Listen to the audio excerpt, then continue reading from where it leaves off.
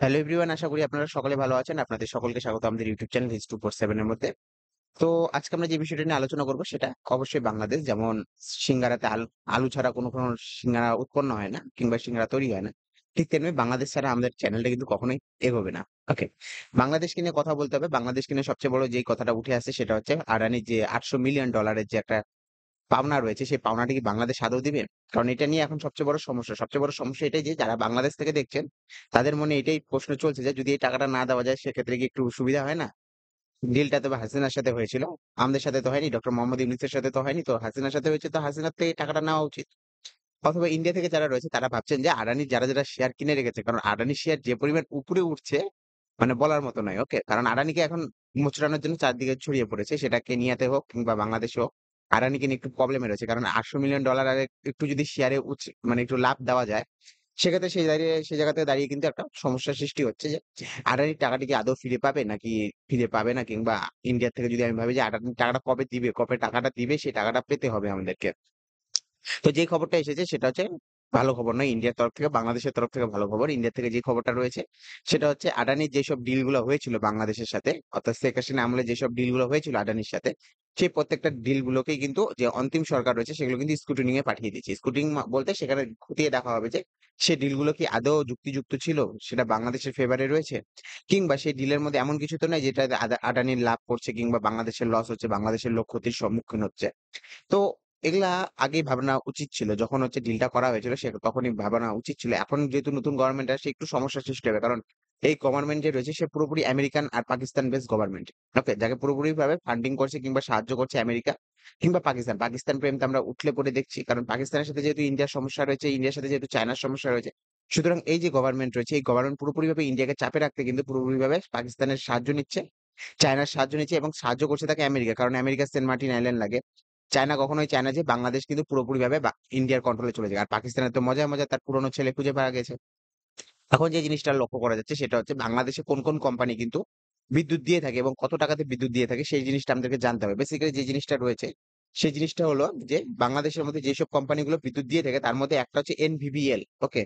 Basically তার নাম হচ্ছে বিদ্যুৎ বিয়াপান নিগম লিমিটেড। ওকে? এনটিপিসিও দিয়ে থাকে, এনটিপিসির আন্ডারে রয়েছে এনভিভিএন, বিদ্যুৎ বিয়াপান নিগম লিমিটেড। সে হচ্ছে বেসিক্যালি বাংলাদেশকে ৳4 বেসিক্যালি 4.22, ওকে, ৳4.22 থেকে ৳8.45 পার ইউনিটে কিন্তু বিজলি বিক্রি করে থাকে। প্রায় ৳8 কাছাকাছি, ৳8.5 কাছাকাছি তাই সে কিন্তু বিদ্যুৎ দিয়ে থাকে। আরেকটা কোম্পানি রয়েছে তার নাম হচ্ছে PTC India limited. Okay? PTC India limited basically 9.05 Bangladeshi টাকা পার ইউনিটে কিন্তু দিয়ে থাকে। মানে বাংলাদেশ যদি ১ ইউনিট বিজলি কিনতে চায় বা বিদ্যুৎ কিনতে চায় সেক্ষেত্রে তাকে কিন্তু ৳9.05 পে করতে হবে। আরেকটা রয়েছে সেমক্রপ এনার্জি রয়েছে, যেটা ইন্ডিয়ান কোম্পানি রয়েছে। সে হচ্ছে ৯.৯৯৫, মানে প্রায় ৳10 কাছাকাছি পার ইউনিট কিন্তু বাংলাদেশী টাকা, ইন্ডিয়ান টাকা নয়, বাংলাদেশী টাকাতে কিন্তু এটা হচ্ছে বিক্রি করে থাকে বিদ্যুৎটা। আরেকটা যেটা রয়েছে আদানি পাওয়ার রয়েছে, আদানি পাওয়ার রয়েছে, সেটা হচ্ছে বেসিক্যালি 14.02 বাংলাদেশী টাকা পার ইউনিট, মানে ৳14 কাছাকাছি কিন্তু বাংলাদেশকে বিদ্যুৎ বিক্রি করে থাকে। আর এইটাই হচ্ছে বাংলাদেশের সবচেয়ে বেশি সমস্যা। বাংলাদেশের যে বিপক্ষ পার্টি রয়েছে সেটা বিএনপি হোক, জামায়াত হোক, যে কোনো পার্টি রয়েছে, তারা কিন্তু তাদের মেইন অভিযোগ যেটা ছিল সেটা হচ্ছে বাংলাদেশ কেন আদানির কাছ থেকে এত দামে বিদ্যুৎ দিচ্ছে, যেখানে আমরা দেখছি বাকি কোম্পানিগুলো ৳৮-৯, ৳10 এমন কাছাকাছি কিন্তু বিদ্যুৎ দিচ্ছে। সেই জায়গা থেকে দাঁড়িয়ে কিন্তু দেখা যাচ্ছে যে আদানি কিন্তু এই বিদ্যুৎটা দিচ্ছে পুরোপুরিভাবে ৳14 কাছাকাছিতে। তো ৳14 কাছাকাছিতে গিয়ে কিন্তু বিদ্যুৎ কেনার দরকার কি পড়লো? এর দরকার হলো যে বেসিক্যালি যে বাংলাদেশের যে বেসিক্যালি বেস লোড রয়েছে, সেই বেস লোডের 10% কিন্তু আদানির থেকে যায়। আর আদানি যেহেতু বড়সড় কোম্পানি, আদানি শুধু বেসিক্যালি হচ্ছে পাওয়ারের কিন্তু নিজের কব্জা নেই। আদানি পোর্টও তৈরি করে এবং আদানি কিন্তু বিভিন্ন ব্যবসার মধ্যেও কিন্তু যুক্ত রয়েছে। সুতরাং হয়তো শেখ হাসিনা সেটা ভবিষ্যৎ পরিকল্পনা দেখে কিন্তু পুরোপুরিভাবে এটা ডিলটা করেছিল। হয়তো বর্তমান সরকারের সেটা পছন্দ নয়। আমি জানি না বর্তমান সরকারের কি অবস্থা রয়েছে, বর্তমান সরকার কার ইশারায় নাচছে। এটা ঠিক যে আমেরিকার ইশারায় নাচছে, কারণ বেসিক্যালি দেখা যাবে যে ডক্টর মোহাম্মদ ইউনূস যে প্যারিসে থাকতো, হঠাৎ করে সে কিন্তু বাংলাদেশে চলে আসে। বাংলাদেশে সরে এসেই তাকে অন্তিম সরকারে হেড করা হয়। তার না কোনো রাজনৈতিক ক্যারিয়ার রয়েছে, না তিনি জনগণের মাঝে ছিলেন কখনো, কোনো কিছু নাই। ওকে? সেখান থেকে দাঁড়িয়ে কিন্তু একটা প্রশ্ন উঠে আসে যে ব্যারিস্টার সুমন বলেছিল সেই প্রশ্নটা, সেটা হচ্ছে একজন সুদখোর, একজন সুদের ব্যবসা করে কিভাবে নোবেল প্রাইজ পেতে পারে এবং নোবেল পদক জয়ী হতে পারে? সেটাও একটা প্রশ্ন রয়েছে। কিভাবে হতে পারে? তাকে কতদিন ধরে রাখা হয়েছে? বাংলাদেশের জন্যই কি রাখা হয়েছে? কারণ আমেরিকার ধৈর্য শক্তি খুব বেশি। আমেরিকা জানে যে ইন্ডিয়া যেকোনো সময় কিন্তু চায়না কিংবা রাশিয়ার সাথে মিলে যেতে পারে। কারণ ইন্ডিয়া যদি চায়নার সাথে মিলে গেল, বন্ধুত্ব গড়ে তুললো, সে জায়গায় কিন্তু দাঁড়িয়ে দেখা যাবে যে আমেরিকার জন্য কিন্তু সমস্যার সৃষ্টি হয়ে যাবে। গোটা বিশ্বের মধ্যে যদি ২ টা কান্ট্রি দেখা যায় যার মধ্যে জনসংখ্যা খুব বেশি, যে ভবিষ্যতের দিকে এগিয়ে যাচ্ছে তাই সেটা হচ্ছে চায়না এবং ইন্ডিয়া। সুতরাং চায়না এবং ইন্ডিয়াকে যদি মিলে যায় সেক্ষেত্রে আমেরিকার কিন্তু লসের লস। সুতরাং ইন্ডিয়ার উপর যাতে চাপ সৃষ্টি করে রাখে সেজন্য দেখবেন যে পাকিস্তানের উপর আমেরিকার হাত সবসময় থাকে। আইএমএফ যখন চায় তখনই হচ্ছে পাকিস্তানকে লোন দিয়ে থাকে।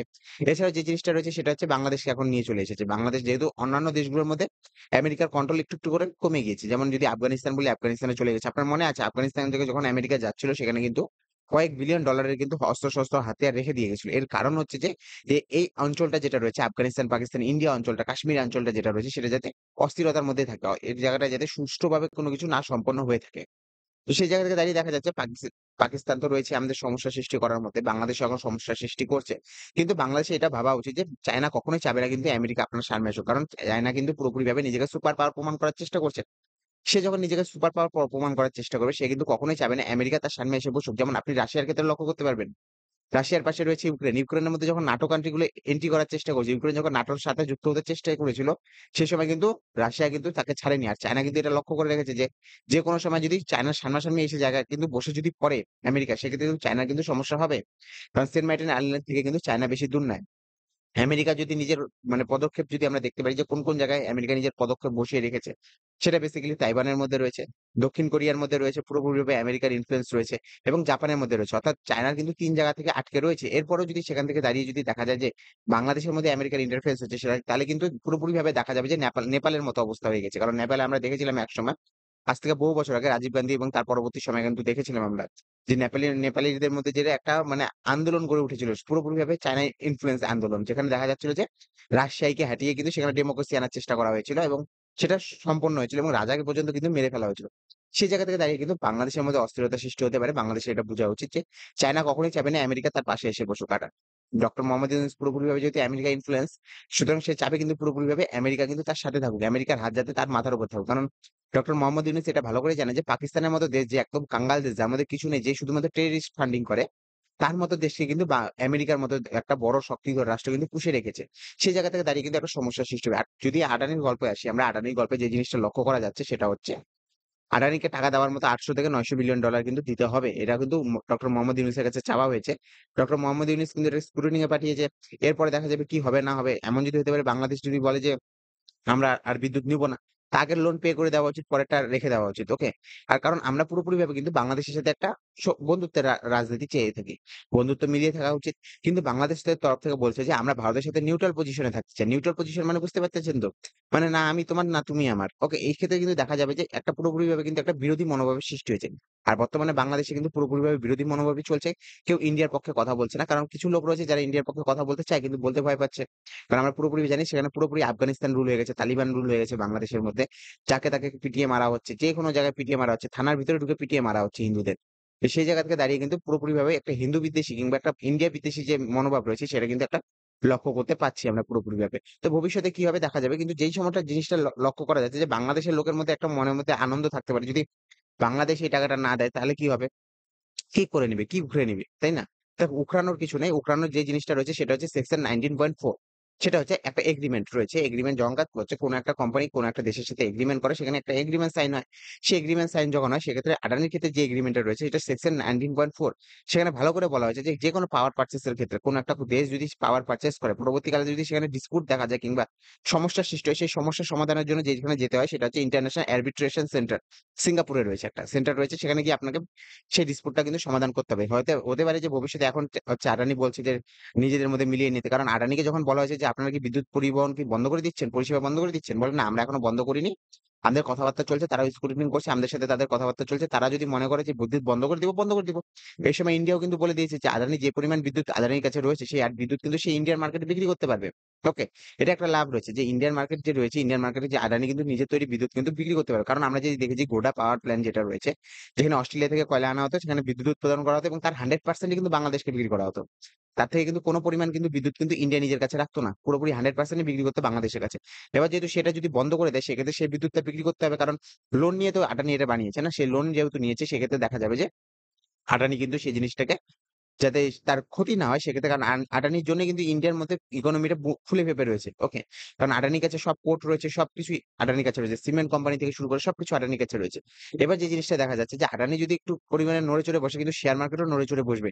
সেটাও সরকারের দিকে ধ্যান রয়েছে। সরকার তার জন্য বলেছে যে তারা কিন্তু যদি চায় তারা যদি চায় নিজের যদি মানে বেসিক্যালি নিজের যে পাওয়ার রয়েছে কিংবা বেসিক্যালি নিজের যে বিদ্যুৎ উৎপাদনটা রয়েছে সেটা যদি ইন্ডিয়ান মার্কেটে বিক্রি করতে চায়, ইন্ডিয়ান মার্কেট বিক্রি করবে।